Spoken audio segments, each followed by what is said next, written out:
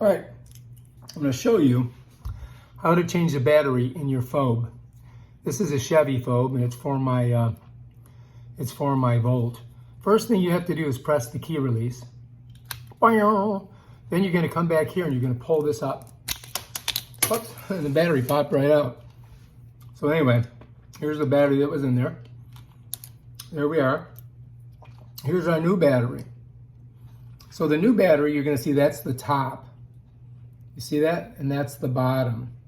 And so the top faces out, and I just slide it in like that, smush it down, just like that.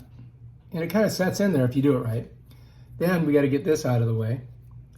Then you're going to bring this back up, set it first the front, and then you're just going to squeeze it like this. Bam. Now your fob should be ready to go.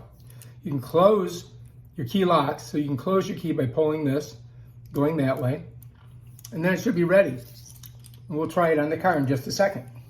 That's how you change the battery in a Chevy fob.